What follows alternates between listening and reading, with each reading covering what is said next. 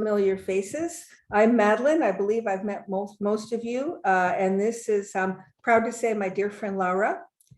And but tonight we're going to be little Madeline, Magdalenaki. And what's little Laura? Laurita. Laurita. And we also have our friend Nicole Drummer from our friends at Winebow Imports. And she directs PR for Winebow. We're going to give it a few more minutes. Hi, everyone. Hello. We have 32 people and it's climbing. We have almost 60 who are registered for this. I'm so glad that you appreciate how special Laura is and what fun we're going to have together. And I know that some of my friends like to be reminded of what order we're going to do the wines. It's very simple. We're going to do the Pinot Noir and then the Cabernet Franc and then the Malbec. But you can pour them all out if you have them, or you can pour the one that you feel like tasting tonight. So go ahead and do that. And I'm going to give it another couple of minutes before we start officially. I see Abby Davidson, another terrific friend from Winebow. And let's make sure that everybody also has some water, because we got to follow my father's rule: for every glass of wine, a glass of water. You tell your father that I drink 2 glasses of water for every glass of wine. Yes, I think that's even better. Yes, but then you have to go pee all the time. It's true, and I do. You know, somebody made a joke when we were traveling in Bordeaux that I was familiar with every restroom in the Medoc. And they're right. I absolutely was. Oh, okay. So there's Ken saying that he's got the Cabernet Franc open. Abby said, "Hola, hola, back." And we have some members of our team too, Laura. We've got Denny Walsh, who is one of our coordinators. And we also have Kim Michael from our local distributors. So we have, you know, we're around the world. We have Rod Johnson, another one of our beverage coordinators. So we have lots of people who are dear friends. We have Yasmin and Terry and plenty of people who come to, and Yola, who come to our events with regularity. And I would be remiss if I didn't mention Robin and Norm Lewis. So I think we can go ahead and start officially. Welcome, everyone. Great. Well, before we do anything else, let's, you know, cheer to each other's good health, right? Continued good health. Bravo. I'm in California time, so I'm still having coffee. I have my first drink at 7 p.m. because I love wine too much. If I start earlier, it doesn't go well. I quite understand that. This is my first wine of the day. I haven't been tasting since early this morning. Perfect. But, you know, we're just starting to move out of extraordinary times. We're starting to see each other in person, though, you know what? This is okay too. I don't mind virtual, Laura, because nobody's in the back of the room. And there's a lot to be said for that, right? Laura, you are in San Francisco, right? Yeah, so somebody was asking, I'm in California, and I just got back from Mendoza, where the harvest pretty much just is finishing as we speak. Yeah, so I was there for, you know, big part of it. And then usually I have to leave because I'm kind of annoying. I'm asking too many questions, and, you know, like, and it's kind of like you got to get the grapes in and let the fermentation start, and, you know, time for me to leave. And, you know, the wine has to be left alone. You know, you can't micromanage wine, really. You got to let it do its thing. And so, yeah, I've had to learn that the hard way. I listened to a French winemaker the other day who said that her vines in Châteauneuf-du-Pape were just like her children, and so was her wine. So sometimes they like to be left alone, and sometimes they want very close attention. I'm going to overstate the obvious just for a second before we take this away. And Laura and I are going to have too much fun. We're going to be very selfish chatting with each other about things that interest us, but I think that everyone will benefit. You know, Catena is Argentina, and I get tears in my eyes when I say that, Laura, because it's true. Nobody can overstate what you and your family and your father have done to put Argentina on the map for fine wine by anybody's measure, and not just Malbec. So Evcharisto para poli, says the Greek, right? Παρακαλώ, Παρακαλώ, παρακαλώ. Magdalenike. Bravo. And, I have been lucky enough to see Laura in Paso Robles at events, New York, Chicago. We did a beautiful event with Winebow Women about a year ago. And this is, I'm very touched that you are something exclusively for plum. So, we have all of our plum guests and our staff on tonight, which is very cool indeed.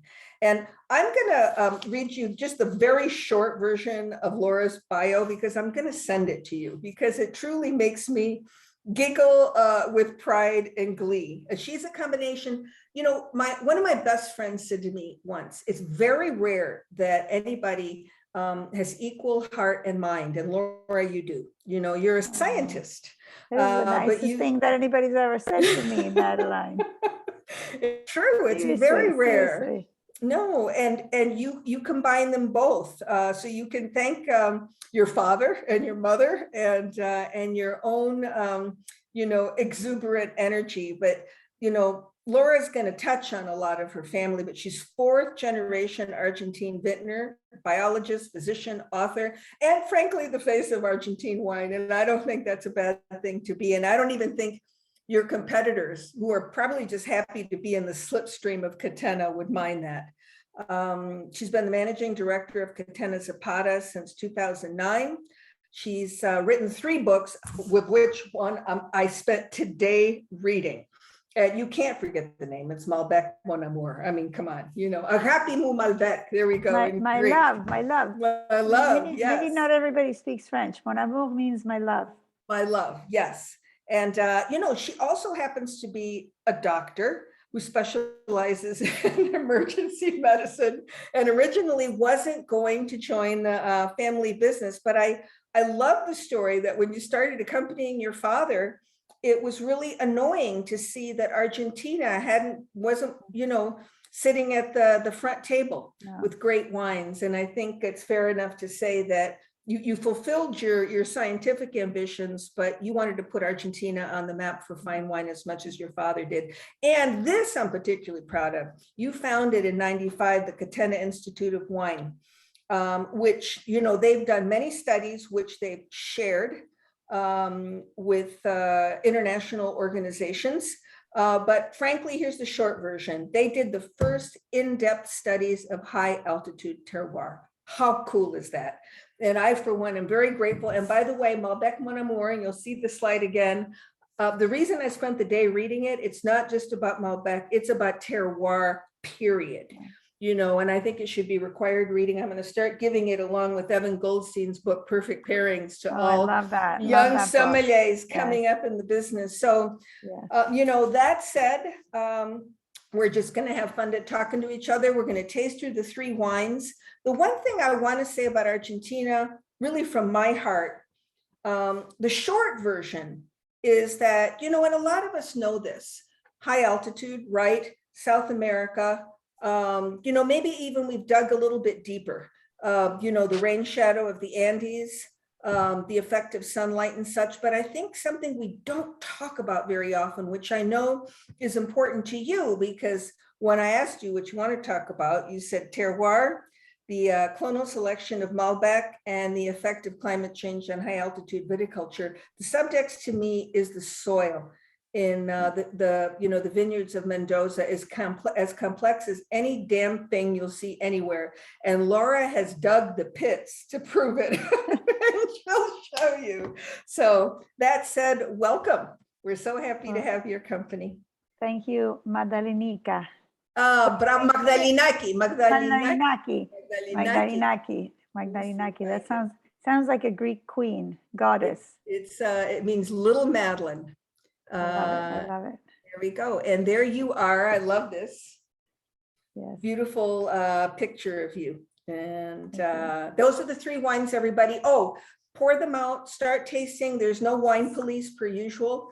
You can taste them in any order you want, but we're going to start with the Domaine Nico Pinot Noir. Then we're going to go to the San Carlos Cab Franc, and then we're going to finish with the Alta Malbec, and these will be coming up a little bit later, but by all means, go ahead and sip. So we are looking at Mendoza, right, Laura? That's right. That's Mendoza in the middle of the country, right next to the Andes. And if you go all the way east to the Atlantic, there you see Buenos Aires, which is our capital. They call it the Paris of South America. So I get asked this question a lot, and it's a very important question. It's how do you get to Argentina from the US? And so right now, because of COVID quarantine, you always go through Buenos Aires, but my preferred route before COVID, and oh my God, that's the winery right there. That's so yes. Cool. No, keep going. I'll show it cool. again. Yeah, it's so cool. show it again. So, but now you fly, you either can connect, Atlanta, Dallas, Miami is very common. You can go to New York, Chicago, there's many cities where you can connect, and you go to Buenos Aires. Now you get off at the international airport, you take a little shuttle to the domestic airport, it's about an hour away, and then you get your flight to Mendoza. It's about an hour and a half from Buenos Aires to Mendoza. But I would highly recommend that you spend a week in Buenos Aires or more. Wow. Best restaurants. They have every kind of restaurant. There's a lot of steak, but people don't know that actually we have incredible vegetables as well. No, well, I'm a vegetarian. I'm just going to remind you. And I thought I'm doomed in Argentina. They took such good care of me. Yes. I really didn't skip a beat, and I had one bite of everybody's beef though, because. Okay.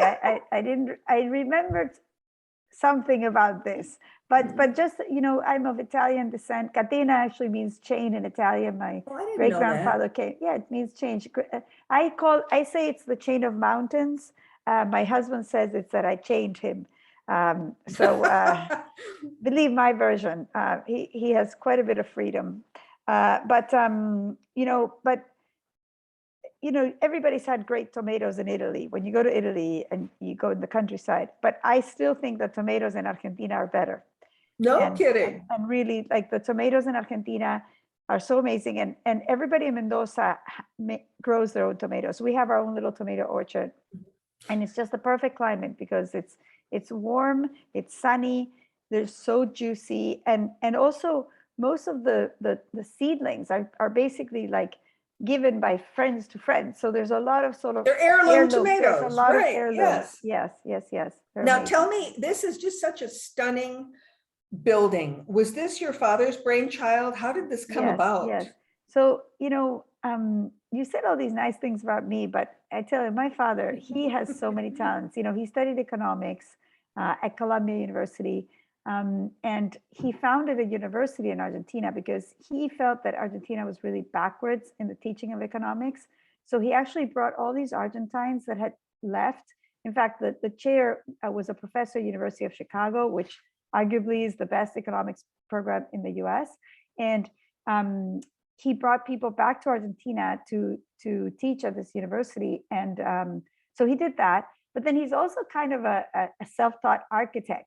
And I actually I don't have the patience to build elaborate buildings. I kind of want, give me the winery and throw me in the vineyard. I like planting vineyards. That's my downfall is finding a site and saying, oh my God, what if we could plant a vineyard here? And planting it, right. I'm planting it, but I'm not into buildings. Mm-hmm. He actually really likes buildings. And when he was building this winery, because our family winery was in the traditional area, which my father decided, and he was right, was too warm. So when we had some vineyards in the cooler climate area, when he decided to move all our vineyards to the cooler climate areas in the late 80s, early 90s, not all our vineyards, but we still have vineyards in some of the traditional areas that are 100 years old. But to move, many of our vineyards there, he needed a winery closer to these regions.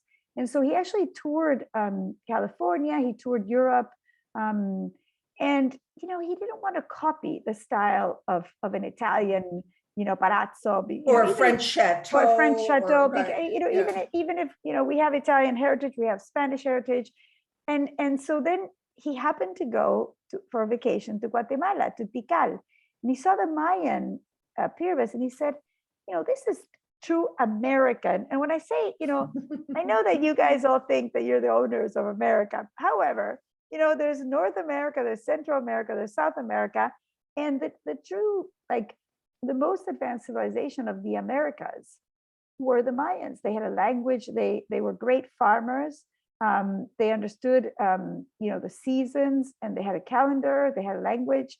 And so he was inspired by that, and he hired an architect, and everything in the winery comes from our region. So all the stones are cut from the stones in the Andes Mountains, except for the lighting fixtures that came from Italy, because too funny. we But needed to have beautiful. I'm embarrassed to tell you, I've been to Argentina once, but I was on like a trade trip. I didn't make it here, so I have to come back. No, Oh my and God. when we're done with the webinar, I'll tell you who we can blame. No, I'm teasing you. Okay. No, and we're gonna have a lot of tomatoes and lettuce and arugula. The arugula from Argentina is so good, and all kinds of the pumpkins are the real, like, Really? native. Pumpkins grow by the Andes. Listen, the vegetables, Argentina, Mendoza, you should just go there just to eat vegetables and fruit. And my great grandfather came from Italy, and my grandfather always believed that anywhere where the peaches were good would be a great place to plant vineyards. Yeah. Well, you know what we say in northern Michigan, great apples and great cherries, we plant vines. Absolutely. And actually apples also, we have apples in Mendoza, but so absolutely. Okay, there you go. Another there slide. It is. There's another slide. But also I was thinking about this today. Domaine Nico is the world's first extreme high altitude parcel Pinot Noir. I was thinking, where else is Pinot planted at this altitude? And the answer, correct me if I'm wrong, is nowhere. Correct? There might be, not at this altitude, but there are some high altitude vineyards in the north of Italy, like, but not an important, not at this altitude. It's not this altitude. Not at this it's altitude. less than 1,000 meters. So it's like maybe 2,000 feet. Here we're talking 5,000 feet elevation. Yeah. And by the way, Napa likes to brag about 1,000 to 2,000 feet above sea level, just to put it in a frame of reference.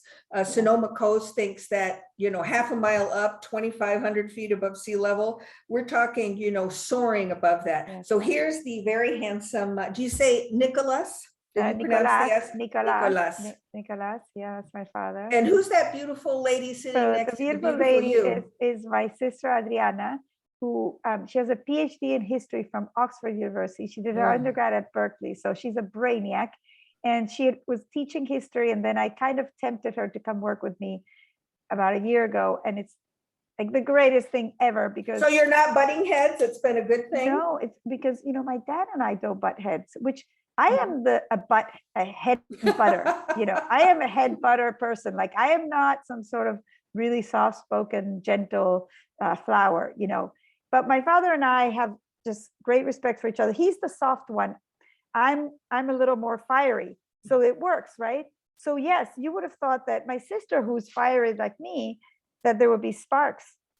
There aren't, because I think partly is that she's much younger than me. I want to brag about you again, because she may have gone to Oxford, but you graduated summa cum laude from Harvard, then managed to get your medical degree from Stanford. And my father from the grave is going, see, you should have stayed in school and gone to medical school, Madeline, and you could have been but did you know, Madeline, that there's a lot of wine people that studied medicine first and then decided to do wine, because we're kind of in the same profession. It's science and art, and it's about people. It's about people. And there's also another thing that people don't realize is, especially for sommeliers, there's a lot of memorization. And also in medicine, medicine is thinking, but actually a lot of the facts, you need to have it in your head. Deductive reasoning. I mean, how can you be a diagnostician unless you connect the dots? Yeah. And it's the same thing for sommeliers. So you have to tell us, who are these beautiful people? Okay, let's go from left to right. In the center is Nicola and his wife, Anna Moschetta. Right here, right here. They're the two immigrants. They actually met on the boat coming from Italy. And from the market. From Le Marche, yes. And actually there's a story that I'll tell it quickly, but he was actually in love with her sister. Ooh. Yes, but she was in love with him. And then he went to Mendoza to plant his vines, and the sister stopped writing. He went back to get her, and she'd gone off with a tango dancer. I'm not kidding you. Oh my God. like, and they had gotten married, and so he was offered the second choice, who was my great grandmother. My father said she was an extraordinary woman. She was the one who planted all the vineyards. So he really lucked out. And my father said they really had a love story. But apparently when the sister would come over, it was like walking on eggshells, because Oh dear. apparently the sister was very, very beautiful. So, there you go. It's not always good to marry the pretty girl. I think he did well in the end. He did very well. And what's her name? And she's cute. Anna. Anna. Yes. And yes, then right, yes. Okay. So here we have two Annas left. The oldest son was my nonno, my grandfather, Domingo Vicente, and then the other siblings. And actually this photo is framed and on the wall of my grandfather's home. And I once asked my father about it. And I said, tell me about this photo, because I knew, I knew the little one in the front. She was like my favorite great aunt. And my father said, yeah, my father was really proud that my grandfather said, my father's my great grandfather, was really proud that he'd left a winery and a vineyard to each one of his sons. And I said to my father, well, what did he leave to the daughters? He said, well, he was equally as proud that he had found each one of them a husband. Good. So what would he think if he were to come back? So I said, well, I found my own husband. I want winery and vineyard. And here I am working, managing the winery. I think my great grandfather would be more surprised that I'm leading the winery than that we sell wine in China. I seriously think, he would be really surprised, because even if his wife worked along with him, I think an Italian of that era could probably not picture a woman running his winery. Yeah. Well, if you think, we've come a long way. If you think in France, Madame Clicquot was the exception big time, but oddly, the same thing has happened in Italy. And Nicole, you know this because so many of the wineries you represent have women who are winemakers and or owning the wineries, right? And it seems to be a phenomena of modern Italian, wine culture. This map, everyone, is worth its weight in gold. And I'm going to email you a couple of slides, and this is going to be one of them. And I got to tell you, Laura, I studied this map earlier because if you guys stare at this, we all, see these names. We see, you say Luján or Luján de Cuyo, Tupungato. These are words that appear on labels with regularity, La Consulta, Altamira, but to see exactly how this works is just terrific. So we're talking everything in Luján de Cuyo and Maipú, right, is considered northern Mendoza, right? And all this. That would actually be considered what we call Primera Zona. Primera, right. Luján de Cuyo and Maipú is Primera Zona, and it's the zone closest to the city. It's where the older wineries are, and it's where the industry really developed, because the train, remember we used to send the wine. We've been making wine since the 16th century. We used to send it in donkeys and carts to Buenos Aires or over the Andes to Chile. And then when we got the train in the 1800s, it went right by, like right north of this map. And so these were all the areas where the wineries would often like have a little, landing dock for the train where they fill it with wine. And then the areas to the south, what's called the Uco Valley. Uco Valley, because we see that a lot, right? Yeah, it's named after a native king, or from the region, one of the Huarpe native peoples who developed the canals. If it weren't for the native peoples, we would not have wine there today, because they developed all the irrigation canals, thanks to which we can farm. And so the Uco Valley includes Tupungato, Tunuyán, and San Carlos, and all these regions that are marked here. And that's kind of the new area of viticulture that my father discovered when he realized that in order to make age-worthy wines with freshness and minerality, he needed to move to cooler climates. The native people you were talking about, correct me if I'm wrong, but they built those canals in like the 1400s. And what were they doing? They were what's being done today. They're maximizing the pure mineral water runoff from the Andes. I mean, you can't get more beautiful water than that. I just love this this map. And these are vineyards that your family owns, correct? In Lalanta. This is many of our vineyards. Our vineyards are marked here, and the reason So the reason as a farmer you want to have vineyards in different areas is because we have, two really bad things that can happen. We have frost and hail. And so it's better to have your vineyards in slightly different areas. So in case you get a frost or you get a hail, you still have something left. But a second thing that we can do in Argentina that's not as common in other parts of the world because they don't have these altitudes is we can do a blend of altitudes of the same variety. And that's something that's really special from Argentina. We'll talk about it when we look at the Winkler chart. Mm-hmm. Which is, oh, tell me about this shot. Oh. Those are stars in the sky. So this is called a time lapse, and some really nice photographer guy slept there and put the camera on it, and it takes thousands of shots, and then you put them all together and you create. Isn't this amazing? Isn't it so beautiful? Amazing. And what is this building? So this is the lookout, the Adriana Vineyard, and this is at 5,000 feet elevation. I actually have slept in that lookout. Like when I had something to do in the morning, and I slept there. And then sometimes when there's frost, some of our team used to park their car and sleep under the little roof. Now there's a little place that I was like, you guys can't just go take your sleeping bag and sleep there, but it's really amazing. And you see the mountains there so close. And I like to show this picture and the pictures of the snow, because people have this idea South America, it's got to be warm. They're thinking palm trees, they're thinking beaches. Right. But actually, right by the Andes is very cold. It's as cold as Champagne, in the really high altitude. And that's why you kind of have to go to really experience that cool, high altitude, cool climate. But this is the Adriana Vineyard, our most famous vineyard. And it's had 7 100-point wines. Wow. And this is, correct me if I'm wrong, doesn't it push 5,000 feet above sea level? Yeah, it's about 5,000 feet elevation, a little under, but yeah, around 5,000 feet. Yeah. Wow. And it's located, I'm going back to this. Yeah.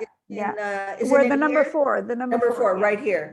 Yes. Gualtalari, is that how you pronounce that? Yeah.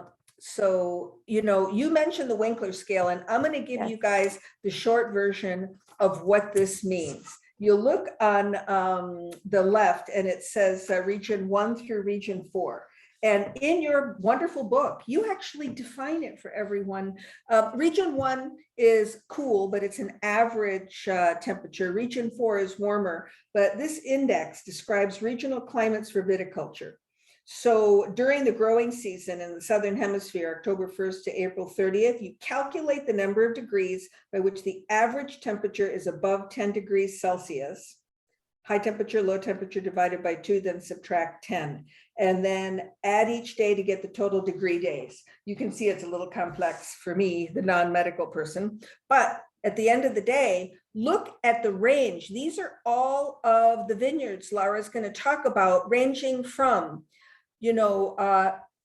equivalent of degree days in Champagne, the northernmost growing region in France, down to, Châteauneuf-du-Pape in the southern Rhone. And we're not talking 3 hours apart, right, Laura?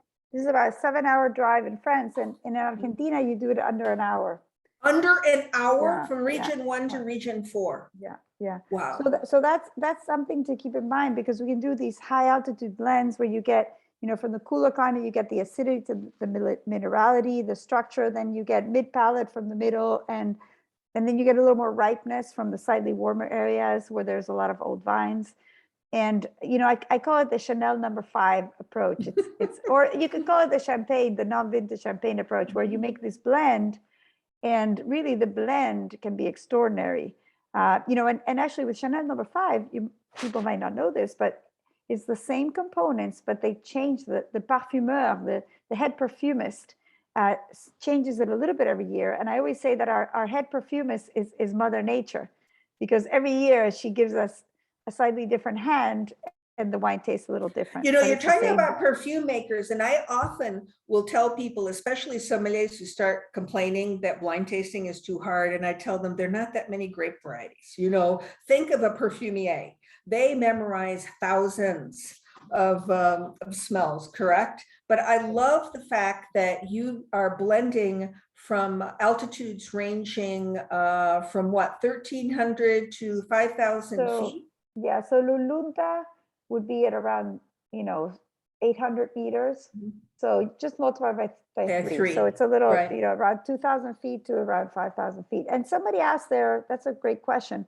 Where does Malbec fit here? And so, for example, if you want to grow Chardonnay, you got to be in zone 1 or a cool zone 2. Pinot Noir, same thing. Where you're tasting a Pinot Noir that's actually from something that's like a cool zone 2. So it's zone 2, it's not zone 1, but it's a cool zone 2. People often ask me, why does Malbec grow so well in Argentina? And, I have a lot of theories, but it's a fact. First of all, Malbec has really deep root systems, and we have very poor soils. We have like these, gravel-filled soils, very little organic material, not a lot of water, but Malbec really thrives. For example, Pinot Noir and Chardonnay, you have to graft it. You know how 90% of our vineyards aren't grafted, but Pinot Noir and Chardonnay have to be grafted on American rootstocks because they can't, the soil is too poor and too. They're not going to make it. They're not going to get enough nutrients. Make it, right. They're not going to make it. But Malbec does really well in most regions in Argentina, even if you plant it in a way that you think, it's a little warm. Like you wouldn't, for example, you wouldn't plant Cabernet in Lunta. We have planted it, and it doesn't make a great Cabernet, but it makes a great Malbec. And then you can plant Malbec in the really cool climate, almost Champagne, where you would never plant Malbec in Champagne. Because, Champagne. So what you're saying is Malbec is a great world traveler. It's a great world traveler. It's a great world traveler. And it manages to give you a great wine that's very different in flavor in these different regions, like we showed in that terroir study, that you can blend together, you can taste just the one region. But, the Pinot Noir concept where, you go to Burgundy and, Pinot Noir from one region is so different than Pinot Noir from another. Right. Malbec has similar characteristics, that it's very different depending on the region. And so that's how Malbec fits in here. It actually makes a beautiful wine. I would say the top wine comes from the top 2, from 1 and 2, because I like cool climate Malbec, but a lot of people would disagree with me and say they like zone 4 Malbec because they want a little riper. You brought up, going down deep for nutrients, and this was in your book, which just stunned me. You show pictures of Malbec roots going down as far as 9 feet down. Just think about that. And to put it in a perspective, since we're talking about Cab too, in Bordeaux, their water table starts, from 0 to 40 feet. Yeah. You know where it starts in Mendoza? At 260 up to 600 feet is the water table. And how much does it rain? What's the average in Mendoza? 8 inches? 8 inches. I mean, we've had a couple of rainy years where maybe it's like 20, but maximum. Hey, I'm just looking at you guys. I'm looking at your comments, and you're just bringing a really big smile to my face. Thank you. Like, they're saying such sweet things. I want to answer all of them. Okay, we'll do that later. Okay. We're going to look at all the comments later, I promise. So who's this beautiful young lady? Okay, so Domaine Nico is this extreme high altitude Pinot Noir. And actually, I started my Pinot Noir project in the 90s. And most people are going to say, well, what were you doing with those wines? And I do have the Luca Pinot Noir that, I don't make a lot of it, but I've been selling it since the 1999 vintage. But most people don't associate Argentina with Pinot Noir. Yet my father and I, when I used to accompany him to Europe because he was sizing up the competition. When he decided I'm going to make Argentine wines that stand with the best of the world, this was after his 2 years that he spent as a visiting scholar in Berkeley. He would go to Napa. He heard about the Judgment of Paris, where the California wines won the competition against the top French wines. And then he met Mr. Mondavi and he said, hey, I don't want to do this, low-end wine thing that others are thinking of in South America. I'm going to go for the top, like Mr. Mondavi. He wants to compete with the best of Bordeaux and the best of Burgundy, Chardonnay with Burgundy, Cabernet with Bordeaux. I'm going to do that too. So he goes back to Argentina, and that's when the Chardonnay and the Cabernet and the Malbec project starts. And we're very lucky that we have this unique variety that has. We'll talk more about that later, but that's been lost in France, but now it's basically become our flagship varietal. But Pinot Noir, This was the first Pinot I ever had from you, and I'm embarrassed to say, but I'm so thrilled that this gave us a reason to do it. And by the way, everybody, you're having the Grand Père. Yes, there is a Grand Mère also. There is a Grand Mère also. Yes. So in these trips that my father and I would take to size up the competition in France, and this is how I ended up kind of getting sucked into the wine business, which I'm so grateful for, because I was first a wine lover and a wine consumer. So my dad, and I learned French, because I was obsessed with Camus and Sartre, nothing to do with wine. Good reason. I was in high school. Well, there you go. I didn't understand anything, but I thought I did. But so I go to France with my dad, and he says, you need to go with me as my translator. This is when I was in medical school and residency. And so I fall in love with Burgundian Pinot Noir.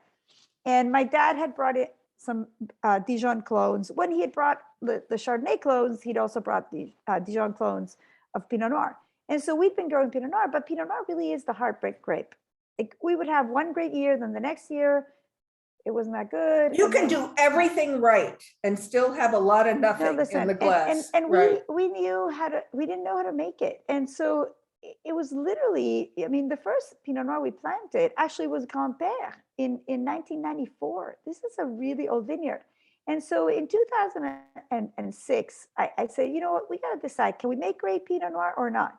And we started doing all these microvinifications. And it was really another 10 years, and 2016, when I tasted the single parcel wines and I said, guys, we can make great Pinot Noir. This is just as good as some of the best Pinot Noirs I've had from other parts of the world, from Oregon, from Russian River, from Burgundy.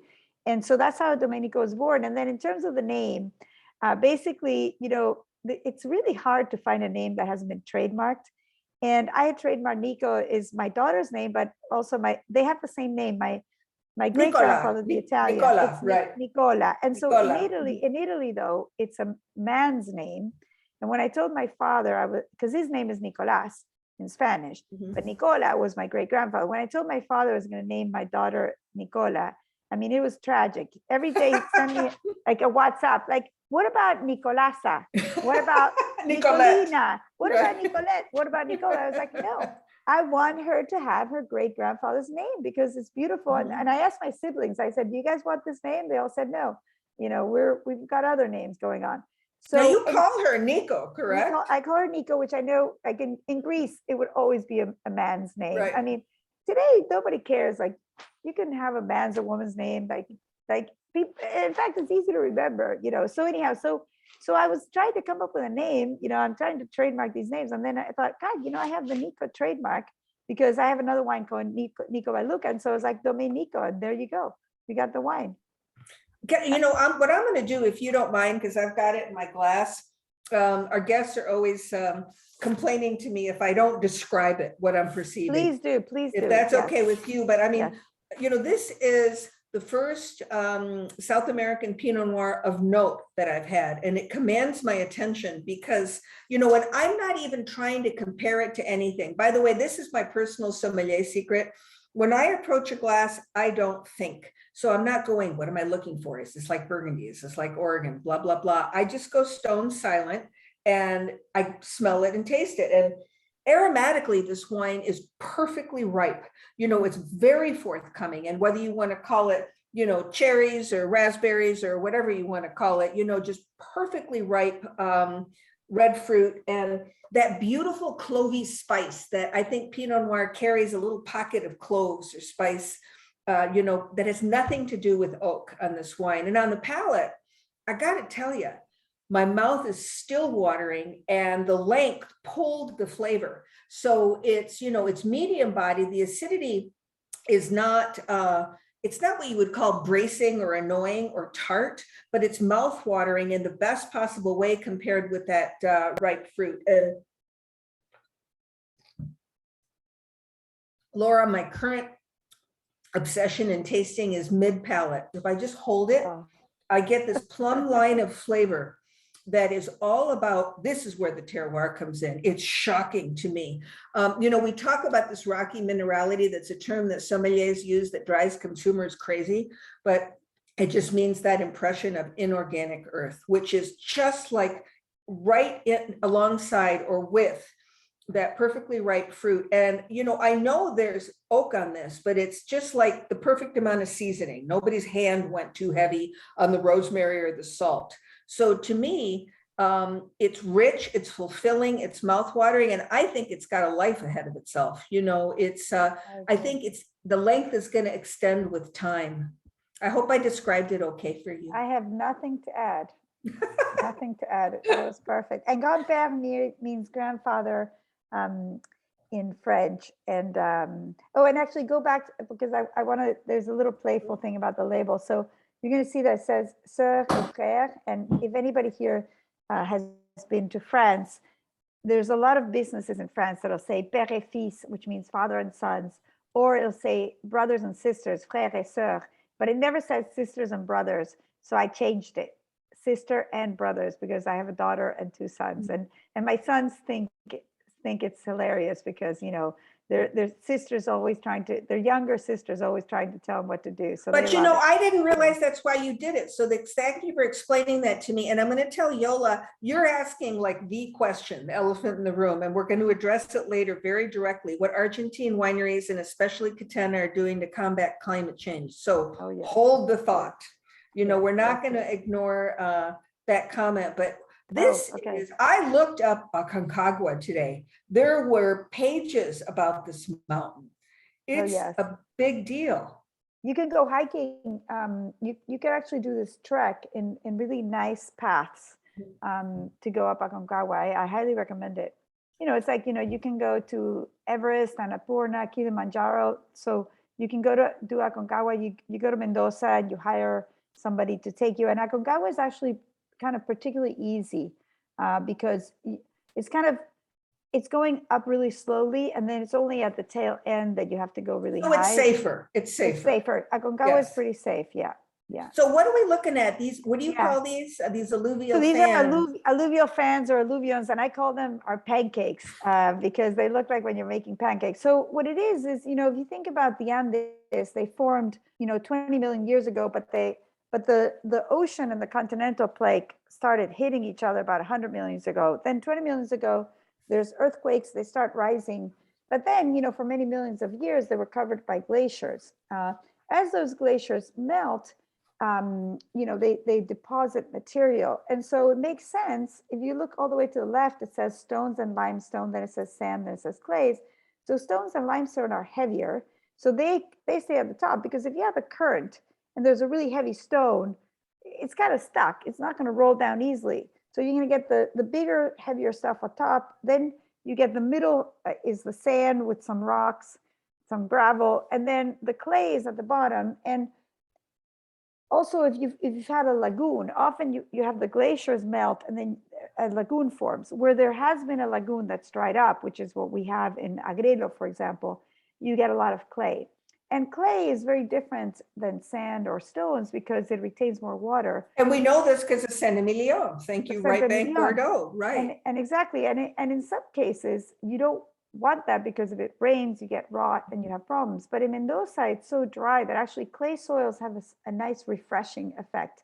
But then the limestone and the stony soils are great too because there's such good drainage that, you know, the vine is struggling, you know, going back to that metaphor of vines as children, you know, you want the vine to suffer a little bit, but not too much, you know, and that's really what you want. You want, you know, you want a little stress, but not too much. And that's what we get with the fact that we have such a little water and we have to use the water from the Andes. And you know what Laura said, the two words that really resonate with me, because even if you're doing light reading about terroir anywhere, you're going to read about clay and limestone, be it on Right Bank Bordeaux or, you know, Burgundy with calcareous soils. And what do you know, to me, the real simple way of thinking of it, because I'm simple-minded, is, you know, in a distillate kind of way, is that you've got more drainage up here, right? You've got more water retention here. You've got a combination here. And somebody just asked a good question. I couldn't answer it. The oak regime on the Domaine Nico, and also who is the Nicasia vineyard named after? So two questions. Oh, okay. Well, we'll answer those. So the oak regime on Domaine Nico is that we don't use any new oak. So it's a second and third use barrel. And The winemaking for Domaine Nico is super basic, classic Burgundian. You know, we basically harvest, we press it, it ferments in tank.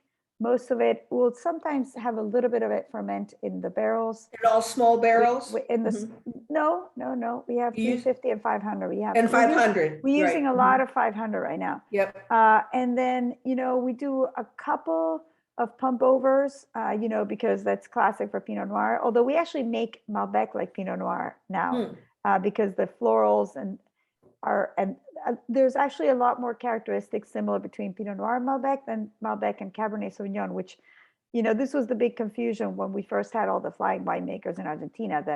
But anyhow, going back to Pinot Noir, so very simple winemaking, second, third use barrels. It spends, you know, a little over a year a barrel, and then we bottle like Whole cluster or destem? Yes, or... yes. So we do, depending on the year. So the main, so whole cluster, we go anything from 15 to 30%. It'll depend. If we have a warm year, we usually do a little less whole cluster because it kind of sucks up the acidity.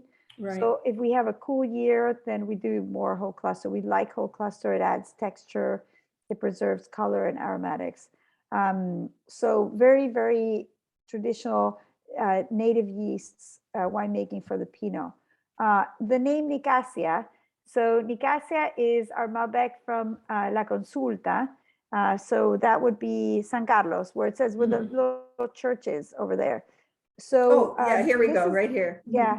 So this is a place that has a shallow topsoil and a lot of stones. In this area, because of the geological formation, you see gigantic stones. So when you're planting a vineyard, actually a very expensive part of planting the vineyard is removing these gigantic stones because, you know, medium-sized stones, the vine's roots can go through. But if you have a gigantic stone, you can't plant a vine there. So what's beautiful is, you know how in Burgundy or in many parts of the world, you get these little stone, like kind of like small stone, like barriers between vineyards, like, you know, the in clos, Burgundy, yes. the clos, right. Well, in Mendoza, all the limits between one property and the next are these gigantic white stones because it's really expensive to schlep them. You're allowed to deposit them in some. So you just moved them out of the way. You just move them out of the way, and they become your barrier between your vineyard and the neighbors. And we don't usually have any kind of fencing. The border between two vineyards and two owners is just these big stones. How cool is that? And it looks really pretty. You have all these flowers growing between the stones. It's really stunning. And when I take my kids, they always like to, you know, climb the stones and jump from them. I mean, it's just really, it's really pretty. But Nicasia was my great grandmother. And, you know, she was my functioning grandmother because my grandmother, my father's mother, sadly died in a car accident when he was only 18.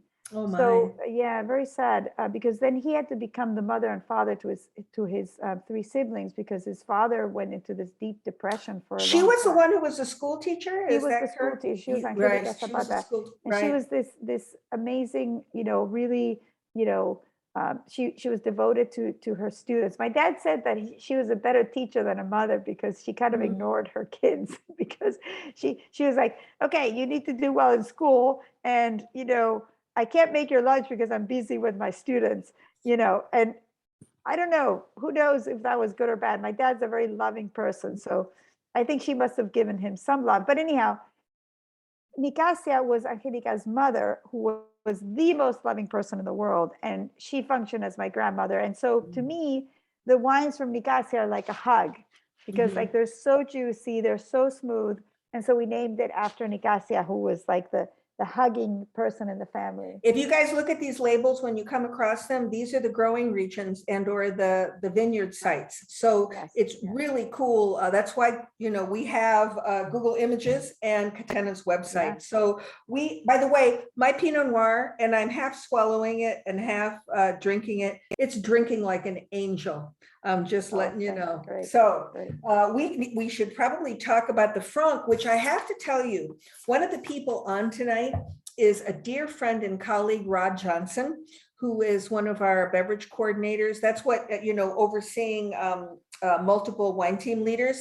And when he went to Argentina he came back, and the one thing he talked about at the beginning and at the end was the quality of Cabernet Franc. So I was thrilled that we included this in our tasting. So has it been bottled, as a varietal for long in Argentina? Was this your idea? So actually, we have a wine called Angelica Zapata that we mostly sell in Argentina, and that was the first Cabernet Franc in the early 90s that I know of. This Catena appellations, and by the way, the journalist Patricia Tapia called our appellations wines the village wines of Argentina, and I love that. I love that name, the villages, because that's what they are. That's what they are. But the Cabernet Franc has been planted in Argentina since as long as Malbec, but it's not as widely planted. So in all of Argentina, you have maybe 1,500 hectares of Cab Franc, 1,500. And you have 45,000 hectares of Malbec. So, and the problem with Cabernet Franc is the Argentines have taken a liking to it, as well as the Pinot Noir. Well, they're drinking it. They're drinking it, and so so because it's so delicious, and so honestly, we would very easily sell all this wine in Argentina and not export any at all. But I feel like in many ways we function as we need to carry the Argentine flag to the world and show what the beauty of Argentine wine. So despite the fact that I have to have like internal fights with my team that sells in Argentina and would like to sell all this wine themselves, we export some of this wine. And the price is also like, it's absurd. Quite reasonable. No, but I've got to tell you, thank you very much, because I'm always telling when I have dialogues with Michigan winemakers, I'll tell them, I know you can sell every drop of your best stuff, either to your subscribers or in your tasting room. Please save some for top retail shelves and wine lists, because this is your area's reputation. This is the fairy dust that impacts everyone. And I love the fact that it's accessibly priced, because it means that we can get more hands can touch it, Laura. So thank you for that. I will tell you that the color is shocking me because it's really concentrated, but aromatically, it's not like that really strong floral aromatic that Malbec has, but has a wonderful, sort of quiet, dark fruit and dried flower aromatic. And again, perfectly integrated oak. So whatever your barrel regime is, and whoever's tending to that, bravo that it's not well, this wouldn't have any excessive. new oak. We use, again, second, third use barrels. And Malbec is very delicate with oak. You have to be super careful. If you overdo the oak, it's just going to smell and taste like vanilla. And Cab Franc can actually take more oak, but we still like that really refreshing style. And I like that Cab Franc has a little more spiciness, a little more herbal, and less of the florals, like you said, and maybe more of the blue fruit. No, exactly. You rip the words out of your mouth. It's like blueberries, when you hold it mid palate, and the tannins, wonderful, because it's slightly more drying than the Pinot, but not much. And Cab Franc is a little more drying than Malbec, that has those naturally velvety. Were you the one, Madeline, that called it the velvet glove? Can you tell everybody about your description? Give your description of Malbec. I'm happy to, because, I want to remind everyone, and this gives me chills talking about it, in 25, probably 20 years, Argentine Malbec went from being sort of a new phenomena to being classic. And I think you called it, it's old world in the sense that it's classic. We use it on master sommelier exams, because you should be able to deduce what this is in the glass. To me, if you take a beautiful example of Argentine Malbec, it will be opaque in color. It will have the most gently, beautifully drying tannins, but like the finest sandpaper. It doesn't command your attention at all. The fruit is dominantly blue, which is unusual for a Bordelaise variety. And the aromatics, to me, the only thing I've smelled anything like it is in the Douro, where you put your nose in the glass, like Touriga Nacional does this, Laura, where you just smell both fresh and dried violets and lavender, and maybe a little bit of roses. And the combination of density, smooth tannins, and that floral aroma. And for me, really no pyrazines. It doesn't have a lot of green stuff where No. it's very subtle, but that to me is my little silly snapshot of Malbec. I hope I do it justice at its best, and also age worthy. Every time I taste a good one, I go, oh boy, I bet with 2 to 10 years bottle age, what kind of layers would this develop? Do you hold back library? The interesting thing, and for sure, the Franc, the Cabernet Franc can have some pyrazines, the Cabernet Sauvignon also, but usually Malbec doesn't. Right. So I totally agree with that. So, this is a big debate at the winery between my father, our winemaker, Alejandro Gil, that we wrote the book that you've been, the one that you've been reading. So this I wrote with our head winemaker, but we have this debate all the time. Does Cabernet Sauvignon age better than Malbec? And I think that when Malbec was coming from the warmer climates, you could have said that the Cabernet Sauvignon aged better because it has the more drying tannins. I think now the Malbec is coming from these cooler climates, has natural acidity, like a lot of concentration.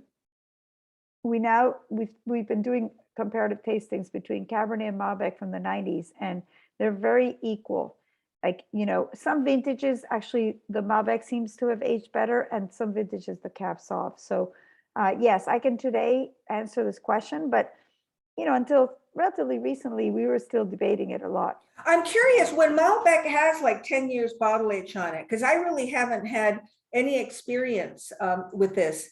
I know what Cabernet displays with bottle age. It's got a little bit of leather or cedar or, what does Malbec show? Are there any thumbprints of older Malbec? So we've actually done research on this because we're obsessed with ageability as well. And what happens is that the differences between wines, I mean, this happens for French wine, for Bordeaux, or even Burgundy. The differences between different areas become less marked because you get these tertiary aromas that are more similar. So this happens to any wine from any region, that as it ages, it might be a little harder to tell where it was from exactly. It picks up the great old wine character. The old wine character, but not all old wine tastes good. Some of it gets too oxidized or it becomes, not delicious. But of the great wines that age well, so Malbec actually goes a little bit in the Cabernet Sauvignon direction, but to me, it tastes like if you had made a blend of Cabernet Sauvignon and Syrah. No kidding. So it picks up a little bit of meatiness or smokiness. And smoky and a little spicy. And I mean, that's how I would describe it. So it's you might confuse it with a Cabernet. You could also confuse it sometimes with, a Tempranillo, but one without too much oak. Like a Tempranillo, like from a cooler climate, not from a warm climate. And but we have to really work hard to imagine Tempranillo without oak, because in Rioja, it's slathered with oak, no, right? Exactly. So I've had, some of these Alvaro Palacios wines, that kind of thing. I want to say one thing while we're talking about, we're finally getting to Malbec, everyone. Here it is. But you said something that's so, to me, important in the structure of Argentine wines, especially Malbec. The acidity is natural. That sounds like nothing. When you're in, the valley floor of Napa Valley and you have rattlesnakes in the vineyards in the summertime, the acidity just goes south. And there's nothing wrong with having to adjust acidity during winemaking, but sometimes it doesn't always integrate. And I don't think those wines, and this is my opinion, necessarily will age quite as well. But when you have these massive shifts between daytime and nighttime temperatures at these altitudes, the grapes love it, right? They go to sleep. And what's bizarre with that blazing sunlight, when I saw cactus in some of the vineyards, Laura, it's high altitude desert, right? Yeah. It's just wild. It's really a cool climate. And what you said about the cool nights is really important. The vines need to rest because we don't want to lose the acidity. But the cool thing is that, we usually harvest in March. So usually January can be pretty warm, but February, March are usually very cool. So actually the vines don't use up a lot of acidity. So the problem when it's hot, if it's hot at night, is that, the vines use up the acids. And so then you're going to have a flabby wine. But that doesn't happen in these cool climate areas. And the tannins polymerize and, the sugars don't go up that much. So polymerize so is when they link up, right? So they end link up up, being, yeah. end up being So you get softer. rich, smooth, Right. yeah. Right. And yet the alcohols won't be that high. You know, our alcohols are usually between 12.5 and 13.5. And that's because the sugars aren't going up that much because it's sunny but cool. So, you know, it's Argentina, the Uco Valley is a really good place to make elegant wines that are structured because, and that has to do with the fact that there's a slow ripening, but also the skins get thicker as a response Protect to themselves, sunlight. right? Protect To the the seeds. ultraviolet light, Yeah, right? yeah. So that's a phenomenon that we discovered at the Catena Institute. We were asking ourselves, why is it that we get so many more tannins once we go over like 4,000 feet elevation? And It's the sunlight. Yeah, it's the sunlight. We demonstrated that sunlight. with this really cool experiment. We would put this little transparent thing to filter the light. It was very cool. By the way, all these research papers that are published by the Catena Institute, you know, that's a pretty generous thing to do. Not everybody does that, share their research. By the way, everyone, take a look at this. We talked about it earlier, but you've got 1, 2, 3, 4, at least 5 vineyards that go into this 100% Malbec, correct? Yes. Oops, sorry, yes. I went. So this is, remember the Winkler chart? Mhm. And somebody was asking what happens with Malbec. So this is the wine that it's those different Winkler zones, same selection of Malbec from our 100-year-old vineyard. Actually turned 100 years old this year. Which one? Vineyard, Angelica Vineyard. Angelica, this one? Yeah. And yeah, that one. No, not that Oh, one. this one So in my that one, pool. yeah. That one's Angelica Azul, which, so these vineyards are all planted with the same diverse selection that comes from our oldest vineyard.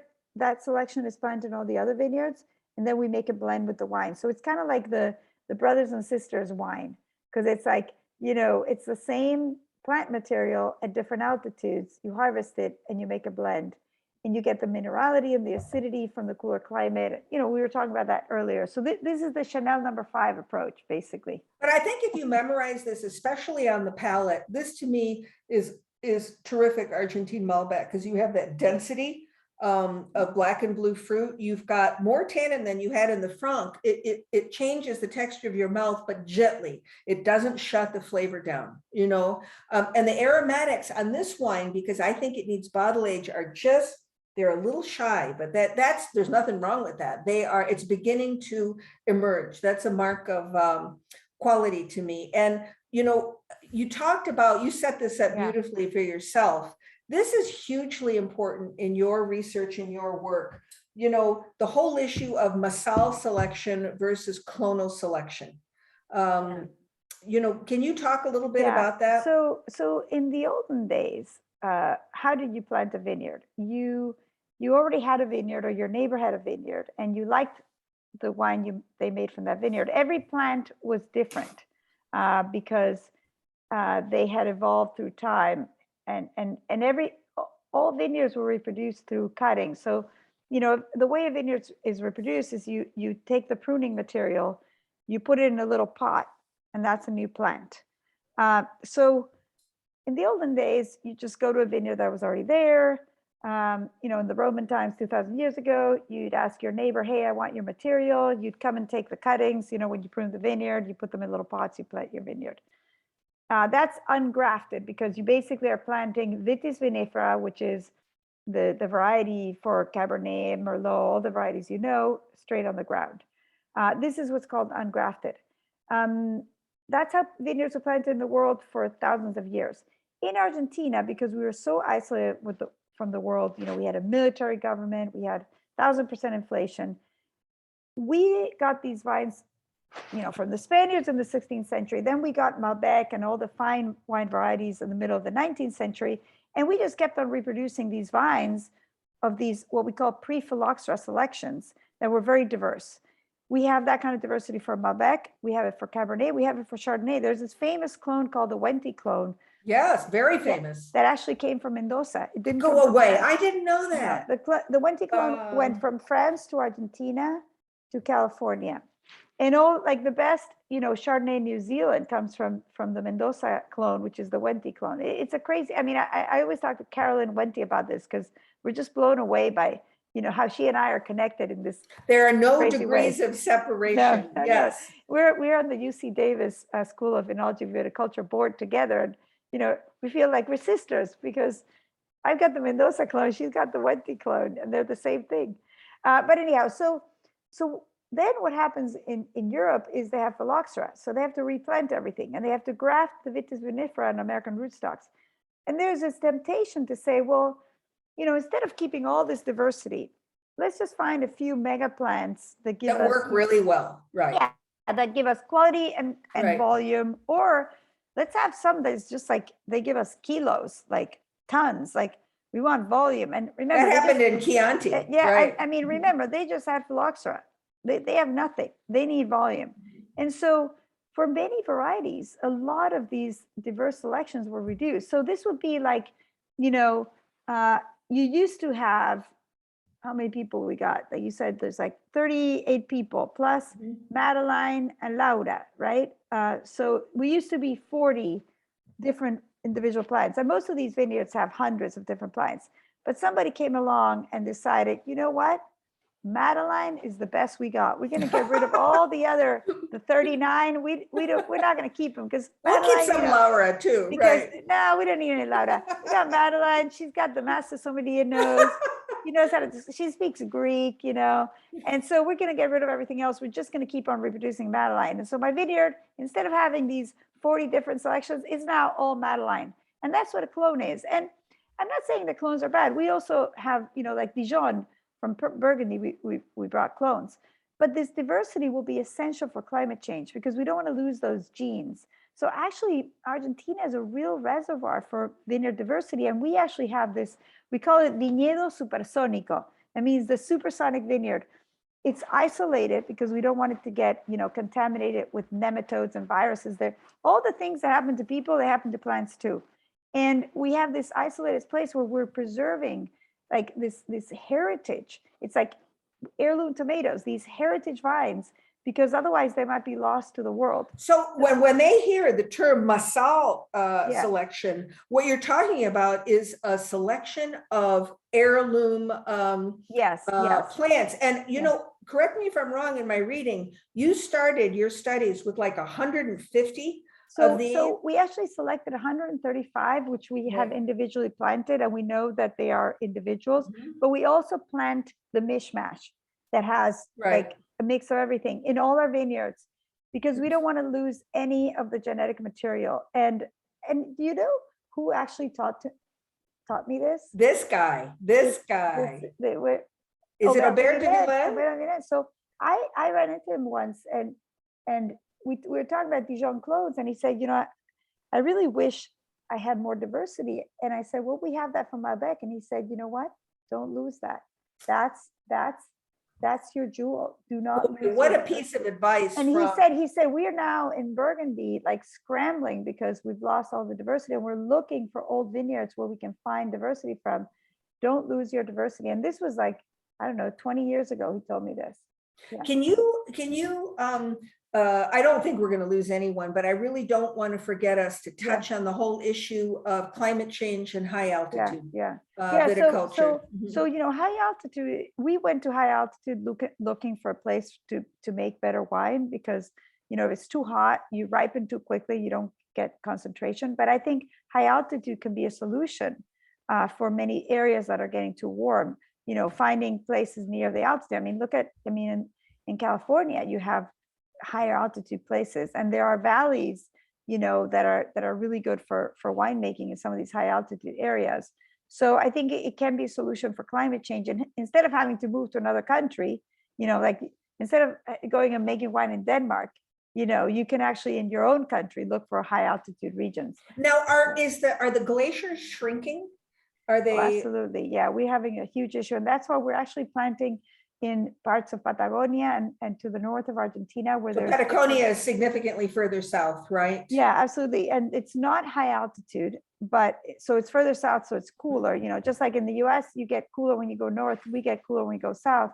So it's not high altitude, but it's further south, so it's cooler. So the ways to look for cooler climate is either latitude or altitude. And I think people often forget that altitude can also take you to a cooler climate. So I do think it'll be a solution in many parts of the world when the climate is warmer. You know what? A great example of that is Mount Etna, where you're in Sicily, for God's sake, but you're on north-facing slopes and you're at significantly high altitudes. A couple of really neat things in the chat room. Marshall looked up something about. I'm just actually going to.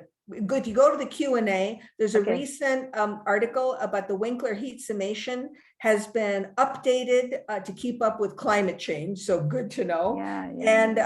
Also, that's very cool. It's very cool. Yeah. Can you? Someone wants you to speak to the organically grown vineyards, and also your vines are own rooted or grafted. Yeah. So for example, the Grand-Père Pinot Noir is ungrafted, but pretty much like the Grand-Mère is right next to it, and it was replanted in 2011 with grafted vines because it's too rocky. Like I said before, Pinot Noir does not have deep root systems. Mm-hmm.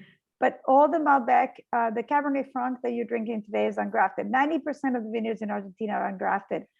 But in many parts, because the American rootstocks are more resilient to water stress, we are actually grafting, which is kind of sad for me because, we've been planting ungrafted vineyards for hundreds of years, but with water shortages, grafted vines are better. So that's a tragedy that you're even with as little, what's a tragedy to me is the water shortage because of, that the glaciers being affected and the snow caps by climate change. But I want to show this because people are asking in the chat room, where can we get your books? By the way, this has as much about wonderfully delicious food and culture as it does about the growing regions in Argentina, which I love all three of these books. But I've got to tell you, the only one I'm reading cover to cover this is this last one, Malbec Mon Amour. And can they get it on Amazon Prime, Laura? You can get it on Amazon. You can get it on many online booksellers. In Argentina, it ran out in a month. It was actually the first time that a wine book was on the bestseller list. Usually it's like, novels or, self-help books or whatever. And this book was in the bestseller. It ran out and we're now reprinting it in Spanish. The English version is still available, but the publisher has none left. And we're also reprinting in English. A happy problem. And Nicole very helpfully put links where you can purchase the books. But, as much as I love Laura and she's my friend, when I say things like I'm going to give this to every young sommelier, I'm not being polite. Are you really going to do that? Oh my God, you're insane. That's I'm not such an honor. Oh my God, no, because you're crazy. Just your one section on defining organic, sustainable, and biodynamic viticulture. But I think especially, frankly, the maps and the understanding, we know Mendoza, and then we hear Uco, San Carlos, blah, blah, blah. But to have it defined for us, it's a big deal. And I have somebody who's raised a hand, but I can't unmute. So if you put your question in the chat room. I got to answer the organic. And then I agree with Yola Awad recommends Calva pour Demain. And that is an incredible, my friend Michel Bouffard and some of the people wrote it. French, Michel lives in Canada. It's an incredible book about climate change, and I believe they're working on an English translation. So I also highly recommend that book. There's actually, I made an Instagram post on it. If you look at my Instagram, is Laura Catena MD. And then the question about organic. So we have a lot of organically farmed vineyards that are not certified, but about 2 years ago, I decided, a lot of people want you to be certified. For me, it's kind of like a lot of paperwork and doesn't really change anything of what we do. But so we're going to have a lot, like over 1,000 acres certified organic. And you own, correct me if I'm wrong, don't you own almost 1,000 acres of property? So more. So more than half of our vineyards are going to be organic by 2023. But we have something that is my version of biodynamics. And I do want to talk about this briefly. And I call it Catenamics. And it started as a joke because Catena, like it's Catena Amix. And people used to always ask me like, oh, are you biodynamic or this or that?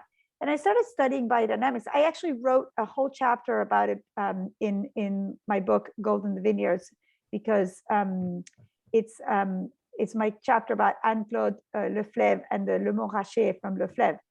And to me, it's like this Austrian guy comes up with this whole system, you know, with the stars and, you know, these mixtures that he puts in the soil, and then organic. So I think organic farming in Mendoza is a beautiful thing because we don't have to apply a lot of copper sulfate. In some parts of the world, you have to apply so much copper sulfate that you're actually killing all the microbes with copper sulfate. No, even though it's acceptable in organic viticulture. Right, so it's acceptable because Right. it's an organic compound, you know, that exists in nature, you know, but it's actually killing a lot of life. But in Argentina, we have such a perfect climate that it's actually easily done. But our main problem are ants, believe it or not. That's not a problem. What do you do? Nothing. We just have to like cry when they eat the vines. We're actually trying this this food for the fungus that they use that slows them down. So we're actually actively working on that, but there's not much you can do for the ants. I have to read this. I'm interrupting you just because to me, it's my favorite question today. Because, you know, we haven't talked about your classic line that is the one that's accessible to everyone that just says Catena, right? Yeah, Mendoza. Yeah, and because the question is, what is the difference between this Malbec and the less expensive one? Oh, the Catena, yeah. Yes, can you speak to the vineyard selection on Alta, and also what is Zapata? Yeah, but wait, I want to finish on the Catenamics. Oh, no, because please. My idea about, so organic, really well done in Argentina. We have a lot of, you know, not all our vineyards are farmed organic, but they really are, but we're certifying, you know, a little over half. We don't use glyphosate at all, zero. But the question about biodynamics is that I said, you know, why should I be applying in Argentina where, you know, I have a place that's by the Andes that, you know, the native peoples created these canals. I have my traditions that came from all over the world to farm here. Why should I be applying the rules of some person in Austria, Rudolf Steiner, came up with in the 19th century? That makes no sense. So Catenamics is using science to preserve nature and culture in your own native place. So I want to understand my microbes, the terroir, the climate, the customs, the traditions of our people in order to preserve our region. And with, you know, keeping the whole ecosystem alive. So I love that question because I think it's important. But now going to your Catena versus Catena Alta Malbec. So all the wines that say Catena come from our own estate vineyards. Catena Alta says historic rows. You'll see that on the label. Every vineyard has a sweet spot where the best grapes come from. So, you know, are they going to be twice as good? Probably not, but they're going to be enough better that you're going to notice it in the wine. Laura, with anything, cashmere, you pay that much, but you know, you're paying for less production, you're paying for, you know, concentration of fruit, but the accessibility of the classic line is pretty. And did you hear what she said? All of their, you know, all of the wines are estate, correct? Yeah, absolutely. And the Catena Alta has a little more oak, it's a little more in barrel, and it's just, you know, it's like the selection of the selection. But I'm equally as proud of both because, you know, I feel like, you know, you don't need every day, like, you know, an age-worthy wine that's like rich and perfect, and, you know, and I love the Catena, we call it the classic, you know, I think it's also such I like it better than this horrible term that people use, entry level. Sometimes the Italians will say normale, but even that, I think classic is like, much I mean, better. it's like, it sells for like $20. Is that entry level these days? You know, it's becoming that way. I mean, the reality is, you know, and this is again my opinion, can you get good wine around $20? Yes, thanks to people like you.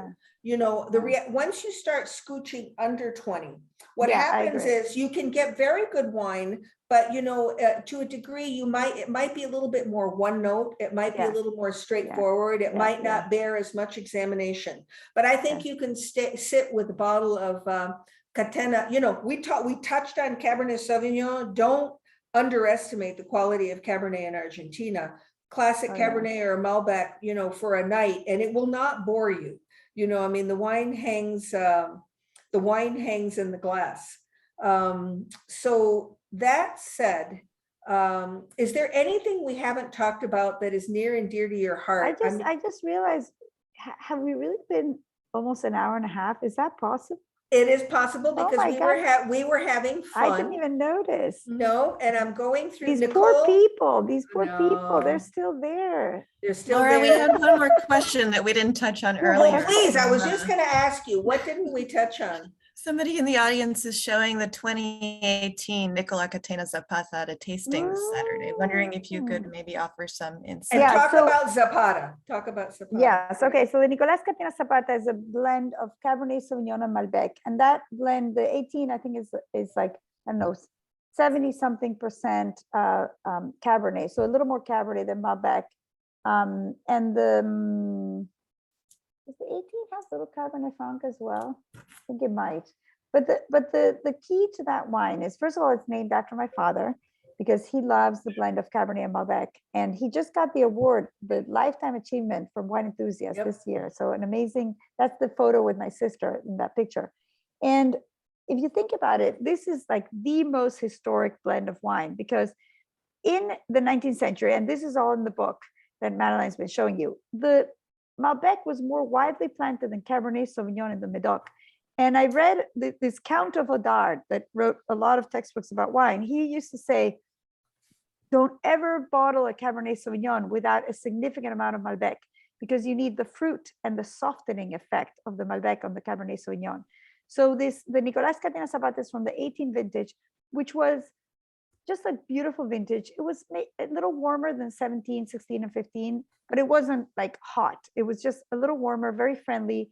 So the 18 wines are totally ready to drink. So, like for example, if you said you were drinking 17, I'd say, hold on to it. 18 is just drinking so well. I mean, 17 is drinking well too, but 18 is just so ready, so beautiful. And we can be jealous, yay. Yeah, and you're bringing back a blend that only exists in Argentina, but that was the most important blend in Bordeaux when the Bordeaux wines were classified. Yeah. I am going to send everyone these slides, by the way, Okay. So that they have access to all the way that you correctly communicate versus social, that I'm at pathetic at, and I'm still on the offense of whether I should do it or not. But everyone needs to know, if you want to walk into any plum market, we support Catena at all levels. And when you meet my friend, I'm happy to call you that, to me, it's the confluence of the stars where it's in the glass, it bears intellectual examination, and the people behind it rock. What could be better than that? And I have to say something that we've touched on your partner in this book, who's Alejandro Virgil, Yes. correct? Who Yes. is, what is his official title? Does he manage? He's the head of winemaking. He's the head of winemaking, no small thing. And you know what he said? This is from the book. Wine allows, it alleviates sorrow and it opens hearts. What could be better than that? He's a romantic, he's a poet. Did you know that he has in one arm tattooed his son's name, Juan Cruz Malbec, and on the other, his daughter, Juliana Cabernet Franc? Oh my God. Like that in both arms. Yeah, it's amazing. Yeah. Well, somebody asked real quickly about the Criolla. Criolla is the native grape of Argentina, and the vineyards are mixed red, white, and pink. And this is a wine that usually just makes like a really light, like simple wine. But when you make it without sulfites, it becomes the best rosé I've ever had. And so it's kind of reddish. You want to drink it not chilled like a real rosé, but cool. Yeah. Cool. And it's without sulfite. So, it's got a tiny bit of oxidation, but it's delicious. That's about another wine worth paying attention to. Somebody mentioned Chardonnay. One of my favorite things to do, and I'm about to do it at a collector dinner in about a month, is to serve your White Stones Chardonnay blind to people who are used to white Burgundy, because I want them to see that minerality that is not Chablis, it's not Côte de Bonne. You've consolidated friendships over this hour and a half, Laura. I can't wait to play/work with you again, because this is not work. Yes. And I thank you from the bottom of my heart. And I want to mention to everyone that we are starting to transition to in-person tastings. We did one last Tuesday. I couldn't walk for a day because I wasn't used to 7 hours on that cement, right? But at the end of April, and just check out the events page, we're going to have another woman. This is, by the way, you were the ribbon on the month of Women's History Month, Laura. This is why I was so happy we landed in March. But we have another woman winemaker, Barbara Widmer from Brancaya in Tuscany. And Ooh, I just love those wines. they're very cool Great wine. wines. Love those Because wines, they're yeah. modern, but they're not sellouts. You know, Delicious, delicious. they're modern in the best sense. We've got a gentleman coming from Costa Sturnell in May. We're going to have a walk around rosé tasting within a month in both in Ann Arbor and at West Bloomfield. So keep an eye on the events page, but you've set the bar too high, my friend. Oh no, it's so much fun. And the comments, you guys, I just looked to them. What a fun group of people. I want to be in a real in-person party with this group. You come to Detroit, Yes, we will take yes, care of you, okay. you know. I want to, absolutely. Well, great. Thank you everyone, because you know, even though we didn't see you, and I'm sorry I made it webinar style, but you can see why. There's so much information flowing that I didn't want to crop is it Laurita? Laurita style, you know. But I think we got to all the questions, didn't we? Did we do a good job, Nicole? We did. We got to Thank everything. you. Right. Thank you, Nicole. Everyone enjoy your weekend. Laura, I can't Okay. wait till I see you again. And cheers, everybody. Thank you for Vaci. your support. Thank you, Vaci. thank you, Vaci. Thank you, Nicole. Thank you, Madeline. Thanks, everybody. You have a beautiful evening with great food and wine. Gracias. Gracias.